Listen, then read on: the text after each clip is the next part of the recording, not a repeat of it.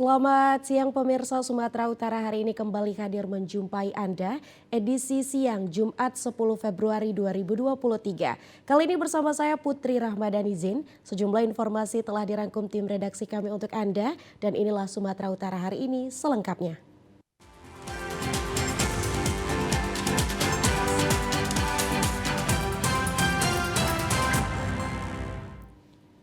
Pemirsa, di informasi pertama, ratusan warga Medan Area antusias menyambut kedatangan Presiden Republik Indonesia di pasar tradisional Bakti Jalan Arif Rahman Hakim Medan, Sumatera Utara kemarin.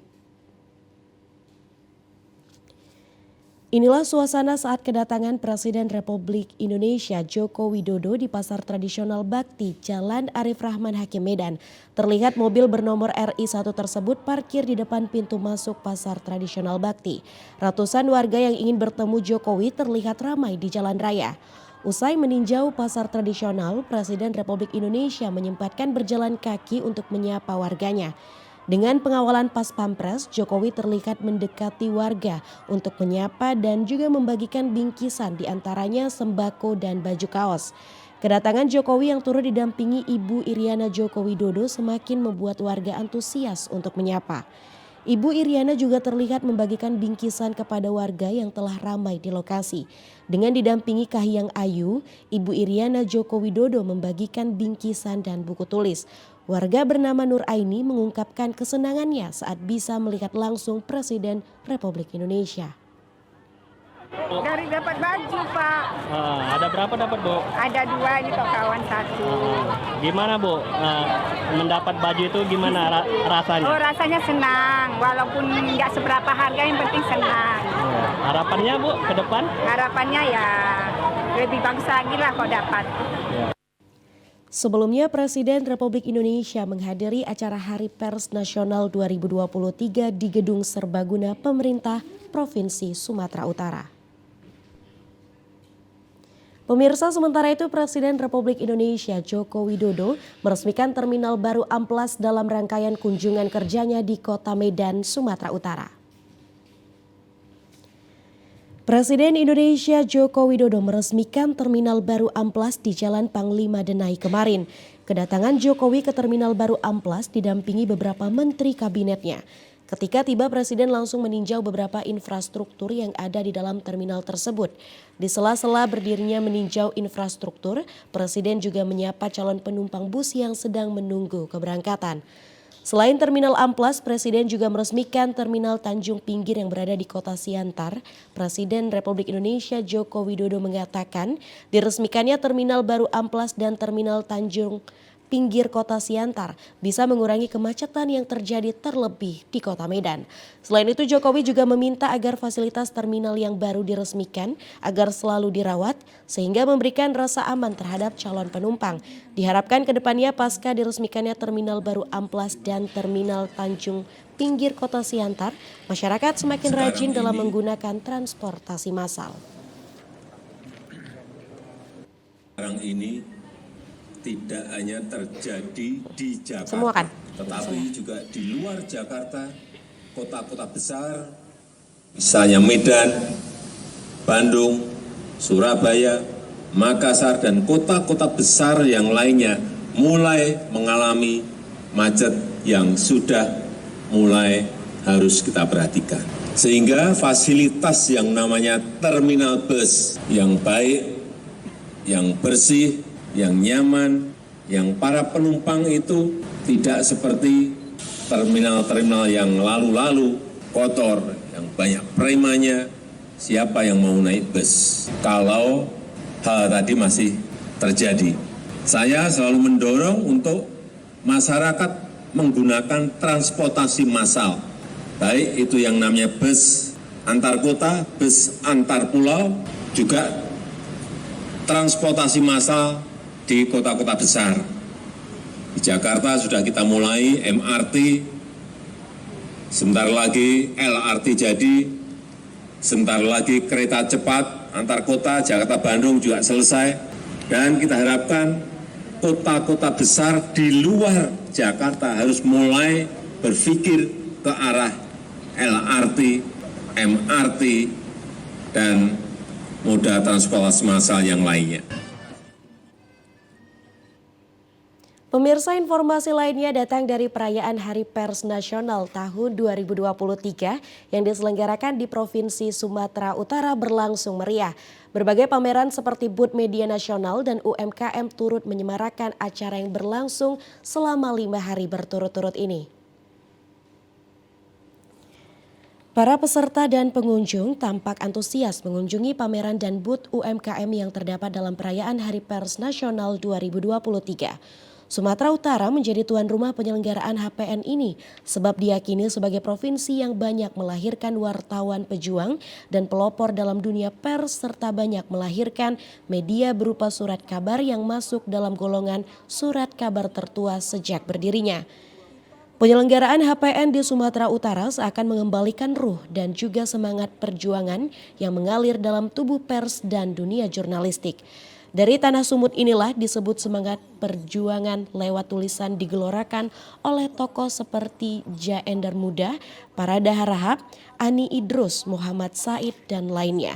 Di hadapan Presiden Republik Indonesia Joko Widodo, Ketua Persatuan Wartawan Indonesia Pusat yang juga penanggung jawab pelaksanaan Hari Pers Nasional Atal Sembiring Depari mengatakan perayaan peringatan Hari Pers Nasional 2023 dilaksanakan dengan ingatan bahwa Sumatera Utara merupakan bagian penting dalam sejarah dan tonggak berdirinya pers di Indonesia.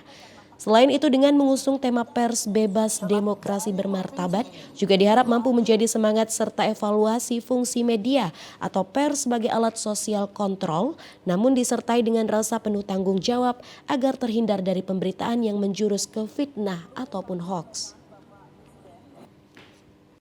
Dari provinsi ini lahir para pelopor pers Indonesia, lahir media-media yang legendaris. Lahir para wartawan pejuang yang menghidupkan perjalanan pers Indonesia hingga saat ini. Kami telah melakukan napak tilas perjalanan sejarah pers nasional dari provinsi ini. Seusai puncak acara ini, sebagian besar peserta HPN juga akan berhibah ke Danau Toba. Pak Presiden, segenap komunitas pers nasional mendukung Danau Toba sebagai andalan sektor pariwisata Sumatera Utara dan Indonesia. Dalam kesempatan ini juga berbagai penghargaan seperti penghargaan Adi Negoro, tokoh pejuang pers, tokoh pers 3 zaman serta anugerah kebudayaan bagi beberapa kepala daerah diberikan.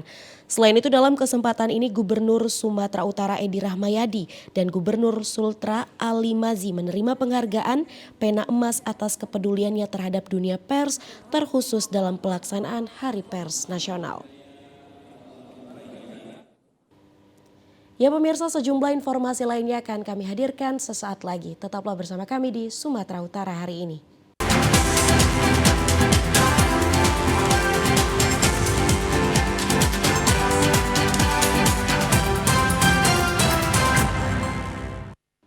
Terima kasih Anda masih bersama kami di Sumatera Utara hari ini. Pemirsa, sebagai bentuk kerjasama antar negara Indonesia dan Pakistan, Duta Besar Islamic Republic of Pakistan to Indonesia dan Timur Leste, H.E. Muhammad Hasan, mengapresiasi warganya yang berinvestasi di Indonesia, khususnya di wilayah Kota Medan. Duta Besar Islamic Republic of Pakistan untuk Indonesia H.E. Muhammad Hasan sengaja berkunjung ke Kota Medan untuk melihat keberadaan usaha yang dibangun warganya Sabas Ahmad sekaligus bersilaturahmi dengan warga Pakistan yang ada di Kota Medan. Usaha warga Pakistan yang bergerak di bidang travel haji dan umroh Zulindo Tour and Travel di Jalan Gatot Subroto Medan mendapat apresiasi dari Duta Besar Pakistan dan berharap bisa memberi kontribusi yang positif terhadap Kota Medan. Dikatakan selama ini hubungan antara Indonesia dan Pakistan sangat baik dan sudah terjalin dengan waktu yang lama. Duta Besar Pakistan untuk Indonesia juga terbuka untuk Indonesia, khususnya Kota Medan dalam membangun kerjasama di bidang pendidikan, ekonomi, dan lainnya. Ia berjanji akan meminta kepada Perdana Menteri untuk meletakkan hubungan antar negara Indonesia dan Pakistan sebagai hal yang penting, khususnya hubungan budaya Sumatera Utara dan Pakistan. Terkait dengan keberadaan Zulindo Tour and Travel, ia berharap agar dapat berkembang sehingga hubungan antara Sumatera Utara dengan Pakistan akan semakin terjalin baik mencapai posisi tertinggi. Well, Indonesia and Pakistan's relationship is so deep and it's so historical that I can count it for 1 million years, because the spice trade used to go from right from this place Medan to Pakistan area. Well, my hope is to improve the relationship and take it to a new height. I've been asked my ministry to work very hard and especially improve our relationship, especially the trade and cultural relationship between Sumatra and Pakistan. Ulama Besar Sumatera Utara Buya Amiruddin MS mengapresiasi kehadiran Duta Besar Pakistan untuk Indonesia yang sengaja melihat keberadaan warganya yang berinvestasi di Kota Medan dalam bidang tour and travel umroh dan haji. Buya mengaku dengan hadirnya travel di bidang umroh dan haji milik warga Pakistan, Sabas Ahmad, dapat mengakomodir keinginan masyarakat Islam yang ada di Kota Medan dan Sumatera Utara untuk dapat menunaikan ibadah umroh dan haji. Kami berkumpul bersama Duta Besar Pakistan untuk Indonesia dan Timor Leste, Bapak Mr. Muhammad Hassan, yang alhamdulillah malam ini beliau juga sangat mengapresiasi, sehingga harapan kita bahwa PT Zulindo Travel Haji dan Umrah ini makin dikenal oleh masyarakat bahwa kita di sini melaksanakan kegiatan itu memang profesional. Keberadaan Zulindo Tour and Travel diharapkan dapat membantu warga yang kurang mampu melalui promo dan voucher sehingga bisa mewujudkan keinginan umat Islam yang kurang mampu berangkat ke Tanah Suci. Pemirsa antusias dalam mendukung event Powerboat F1 H2O terus menuai tanggapan positif dari berbagai kalangan atau elemen masyarakat. Event yang bertaraf internasional ini nantinya akan digelar di kawasan Danau Toba Balige, Kabupaten Toba pada tanggal 24 sampai 26 Februari 2023 sudah semakin dekat pelaksanaannya. Kali ini dukungan untuk event F1 H2O mendapat respon positif dari Pemparan Ompu Raja Marsundung Simanjuntak seluruh dunia. Ketua Pelaksana Pembangunan Tugu Ompu Raja Marsundung Simanjuntak, Pardomuan Nauli Simanjuntak, mengajak seluruh masyarakat Indonesia terkhusus masyarakat Sumatera Utara dan Kabupaten Toba untuk mendukung kesuksesan penyelenggaraan event bertaraf nasional ini. Hal tersebut disampaikan Pardomuan di sela kunjungannya bersama rombongan ke Tugu Raja Marsundung Simanjuntak guna meninjau progres pembangunan Tugu Raja Marsundung Simanjuntak di Desa Parsuratan, Kecamatan Balige, Kabupaten Toba. Pardomuan juga mengajak seluruh Pemparan Raja Marsundung Simanjuntak untuk turut mendukung suksesnya F1 H2O ini yang akan berdampak positif bagi masyarakat Toba, khususnya peningkatan ekonomi. Terkait kunjungannya, selain untuk cek progres pembangunan Tugu Raja Marsundung, juga untuk mempersiapkan kebersihan lokasi di sekitar Tugu. Terlebih memberikan rasa nyaman bagi pengunjung yang hendak melakukan wisata tapak tilas atau berziarah ke pusaran makam Raja Marsundung Simanjuntak. Tidak menutup kemungkinan bahwa para penonton yang datang untuk menyaksikan event Powerboat F1 H2O sebagian adalah keturunan Raja Marsundung Simanjuntak. Mereka dapat melakukan wisata tapak tilas atau berziarah ke pusaran makam Raja Marsundung Simanjuntak dan terbuka bagi masyarakat umum. Belum dibangun ini, pada awal-awal pembangunan pernah saya katakan bahwa pembangunan Tugu Raja Marsundung ini tidak hanya sekedar bagaimana adanya kebersamaan di Pemparan Raja Marsundung Simanjuntak yang sudah 500 tahun ini baru saat ini bisa kita realisasikan pembangunannya. Namun kita harapkan bahwa di daerah ini, di daerah Kabupaten Toba khususnya di Kecamatan Balige, kita mengharapkan bahwa Tugu ini juga menjadi destinasi wisata kultural, destinasi wisata adat yang bisa dikunjungi tidak hanya oleh Pemparan Raja Marsundung Simanjuntak atau marga Simanjuntak, tapi juga oleh orang lain di luar marga Simanjuntak. Pemirsa, sebelumnya warga petani dari 3 desa yaitu Desa Nauli, Kecamatan Sigumpar, dan Desa Narumonda 4 dan Narumonda 5 di Kecamatan Siantar, Narumonda, Kabupaten Toba mengeluhkan keadaan irigasi yang bersumber dari Sungai Aek Bolon yang berada di Desa Narumonda 5 yang saat ini tanggul sungai tersebut rusak dan terancam putus. Warga sangat mengkhawatirkan atas kerusakan tanggul tersebut. Terlebih apabila curah hujan tinggi akan membuat tanggul tersebut terputus sehingga dapat menggenangi sawah masyarakat sekitarnya dan akan berpotensi terjadinya banjir bandang. Menanggapi hal ini, PLT Kepala Dinas PUPR Kabupaten Toba, Sofian Sitorus mengatakan bahwa pihaknya telah melakukan peninjauan lokasi tanggul Sungai Aek Bolon tersebut. Namun untuk daerah sempadan Sungai Aek Bolon penanganannya bukanlah wewenang Kabupaten Toba, akan tetapi wewenang dari Provinsi Sumatera Utara. Sesuai informasi yang didapatkan dari masyarakat setempat, setelah melakukan peninjauan sebelumnya, pihak UPT Balai Wilayah Sungai BWS Provinsi Sumatera Utara telah melakukan upaya normalisasi dalam pembenahan Sungai Aek Bolon. Namun warga menganggap normalisasi tersebut untuk tahun ini kurang baik. Kendati demikian, atas laporan dari masyarakat, pihak Dinas PUPR Kabupaten Toba telah menyurati UPT Balai Wilayah Sungai Provinsi Sumatera Utara untuk dilakukan peninjauan kembali atau mengatasi tanggul Sungai Aek Bolon yang hampir terputus.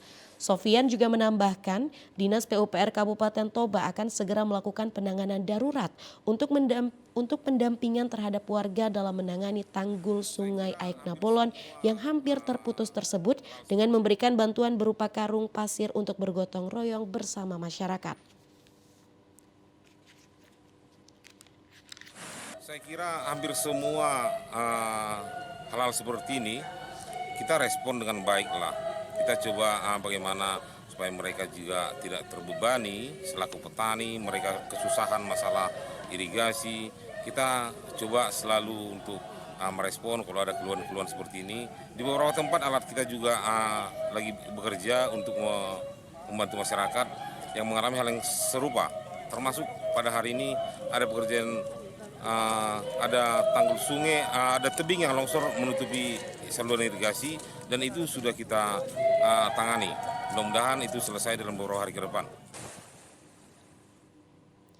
Ratusan hektar lahan pertanian di Mandailing Natal terlantar akibat saluran irigasi Batang Gadis tersumbat. Hingga sampai saat ini belum ada upaya perbaikan sama sekali. Ratusan hektar lahan pertanian warga di Kabupaten Mandailing Natal kini telah berubah menjadi padang rumput yang luas. Dulunya daerah ini merupakan areal persawahan yang produktif. Namun sejak bulan Juli 2022 yang lalu hingga saat ini, lahan pertanian ini berubah menjadi lahan kosong yang ditutupi rumput ilalang atau tempat makan hewan ternak. Hal ini disebabkan tersumbatnya saluran irigasi Sungai Batang Gadis sebelah kanan yang tidak kunjung diperbaiki. Akibatnya areal persawahan warga di sejumlah kecamatan di Mandailing Natal menjadi lahan yang kering kerontang, keras, dan juga pecah-pecah. Bagi warga sekitar, lahan persawahan yang kering ini menjadikan tempat pengembalaan ternak dan sebagai peternak mengambil rumput dibawa pulang untuk makan ternak. Bahkan sebagian petani mengalihkan lahan persawahan ini menjadi lahan tanaman palawija atau tanaman yang mudah produksi. Kalaupun ada tanaman padi, daerah ini dipastikan akan terjadi gagal panen karena tidak ada pengairan. Padahal wilayah Kabupaten Mandailing Natal merupakan daerah mayoritas petani, di mana ratusan kepala keluarga di Mandailing Natal tidak bisa mendapatkan hasil produksi pertanian mereka. Saluran irigasi Sungai Batang Gadis sebelah kanan ini tidak lagi dialiri air karena irigasi di bagian terowongan irigasi tersumbat sehingga air irigasi tidak lagi mengalir. Kini saluran irigasi yang kering ini dipenuhi semak belukar dan juga tumpukan sampah. Laporan yang ada dari warga petani memang sudah ada itu. Keberatan orang itu dari kelompok tani itu pun sudah kita ajukan juga ke PPL, ke Dinas Pertanian, sudah ada surat keberatan itu yang ditandatangani kepala desa. Memang dari 13 kelompok tani yang ada di desa, 9 kelompok tani hampir tidak teraliri air dari proyek irigasi. Itu sudah berapa lama Bang yang tidak terjadi air itu? Itu dari bulan 6 bulan Juni 2022 sampai sekarang. Kami hanya mengajukan keberatan dari warga petani, dari kelompok tani ke Dinas Pertanian, lantaran sampai sekarang janjinya kemarin tuh hanya berkisar 7 bulan masa perbaikan saluran pengairan dari saluran induk, saluran kanan yang ada ke desa Panyabungan Tengah, mulai dari Dalan Lidang sampai ke Gunung Tua. Semua keluhan warga terkhusus para petani di Mandailing Natal ini sudah diberitahukan kepada pemerintah daerah melalui Dinas Pertanian.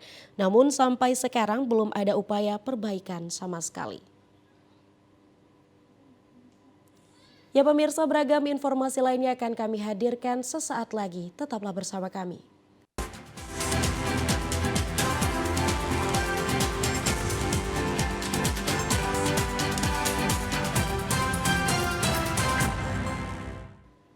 Pemirsa, tim tangkap buron atau tabur Kejaksaan Tinggi Sumatera Utara tangkap terpidana kasus korupsi 32 miliar rupiah.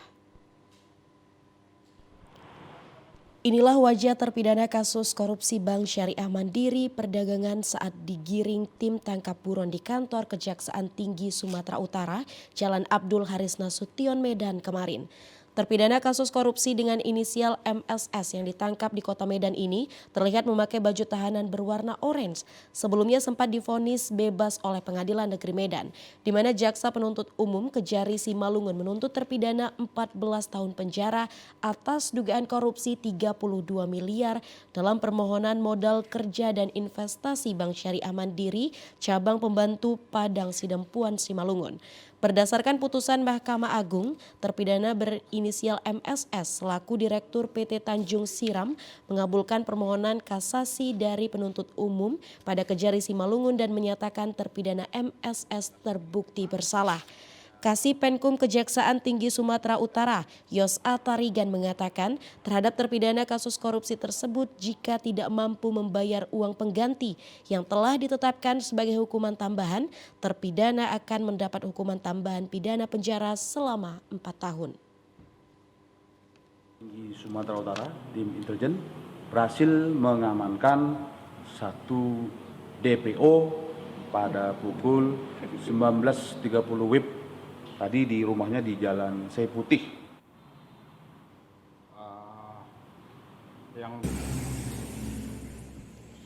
Usai dilakukan proses administrasi oleh Kejaksaan Tinggi Sumatera Utara, terpidana akan diserahkan ke Kejari Simalungun untuk proses hukum sesuai keputusan Mahkamah Agung.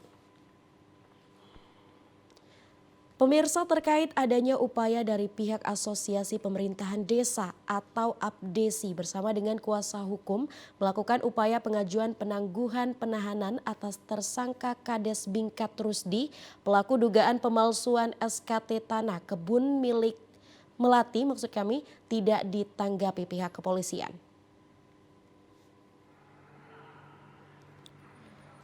Hal tersebut disampaikan Kasat Reskrim Polres Sergai AKP Madeyoga Mahendra kepada awak media di kantornya. Upaya pengajuan penangguhan dari pihak kuasa hukum serta APDESI Serdang Bedagai tidak ditanggapinya. Hal tersebut diambil penyidik karena tersangka Rusdi yang merupakan Kades Bingkat awal pemeriksaan tidak kooperatif untuk dimintai keterangan perihal penerbitan 349 SKT tanah milik kebun Melati. Dari informasi yang diterima, penerbitan 349 surat SKT yang dilakukan Kades Bingkat diduga pelaku menerima 5 sampai 10 juta surat penerbitan SKT tersebut. Atas informasi tersebut, pihak penyidik masih mendalaminya serta kemana saja aliran dana yang dikutip yang mencapai 2 miliar rupiah. Begitu juga adanya pihak-pihak lain yang diuntungkan dari penerbitan SKT tersebut masih sedang dilakukan proses pemeriksaan lebih lanjut. Sementara Kades Ara Payung Ahmad Al-Hadi membenarkan adanya upaya pihak APDESI lakukan pengajuan penangguhan penahanan.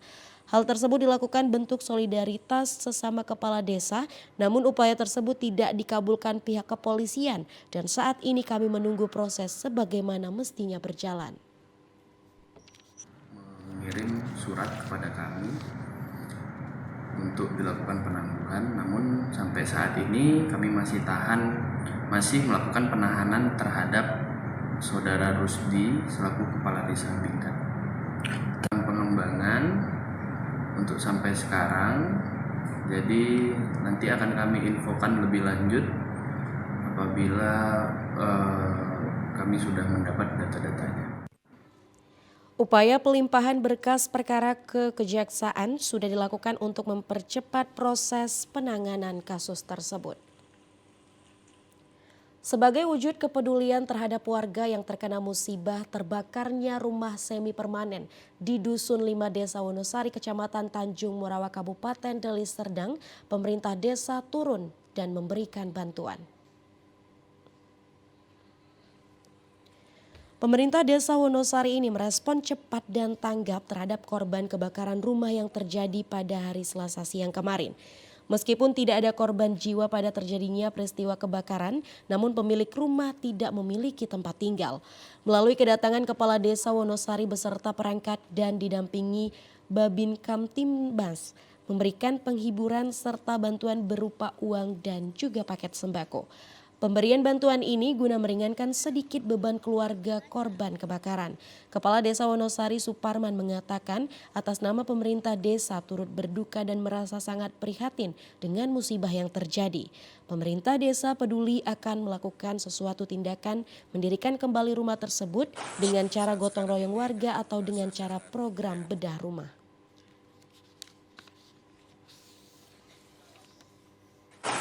Saat sekarang ini kami merasa sangat prihatin dan kami peduli, insya Allah dengan kondisi saat sekarang ini kami memperkuat daripada pihak keluarga korban. Kakak kami, kiranya kami berdoa berusaha supaya kuat, begitupun juga dari kami daripada pemerintah desa, kami akan melakukan suatu tindakan ke depan untuk yang lebih baik sehingga tempat tinggal daripada keluarga yang mendapatkan korban ini nantinya akan terbenahi dan untuk menjadi fasilitas kehidupan untuk kedepannya. Keluarga korban kebakaran berharap pemerintah Desa Wonosari dapat merealisasikan pembangunan rumah tersebut. Pemirsa, 2 orang pelaku pencurian sebanyak 38 buah janjangtan dan buah segar TBS ditangkap unit Reskrim Polsek Kuala Hulu bersama barang bukti 1 unit truk dan sepeda motor. Personil Polsek Kuala Hulu tangkap 2 orang berinisial DS umur 42 tahun dan BJS umur 43 tahun. Warga Dusun 4 Desa Kuala Beringin sebagai pelaku pencurian TBS milik warga. Saat penangkapan di TKP dari tangan kedua pelaku, polisi berhasil mengamankan barang bukti berupa 38 buah janjang TBS hasil curian. Bersama 1 unit truk Colt diesel bernomor polisi BK 8730YH dan 1 unit sepeda motor tanpa plat polisi serta sebuah keranjang sebagai alat angkut dan 2 tojo. Penangkapan kedua pelaku pencurian TBS ini sebagai upaya menciptakan kondusivitas atas maraknya aksi pencurian TBS sehingga membuat resah masyarakat pemilik kebun kelapa sawit Desa Kuala Beringin, Kecamatan Kuala Hulu, Kabupaten Labuhan Batu Utara. Kanit Reskrim Polsek Kuala Hulu Ibda Yunaha Gulto menjelaskan berdasarkan dari keresahan dan laporan dari masyarakat, pihak kepolisian berhasil menangkap pelaku pencurian TBS milik warga dan salah satu pelaku merupakan residivis dengan kasus pencurian dan juga pemberatan. Jadi kronologisnya di mana pada saat itu kita dan tim dan anggota melakukan pengendapan di sebuah lahan di mana lahan tersebut yang sudah kita curigai pelaku tersebut melakukan pencurian buah kelapa sawit. Kedua tersangka tersebut merupakan orang yang sangat meresahkan bagi desa tersebut, di mana sering melakukan pencurian buah kelapa sawit. Salah satunya merupakan residivis, di mana atas nama Budi Jack. Di situ juga merupakan tersangka yang sudah pernah divonis kasus pencurian dengan pemberatan. Saat ini barang bukti dan kedua pelaku ditahan di Mapolsek Kualuh dengan ancaman pasal 363 ayat 1 dan 4 KUHP pidana. Ya pemirsa, sejumlah informasi lainnya akan kami hadirkan sesaat lagi. Tetaplah bersama kami.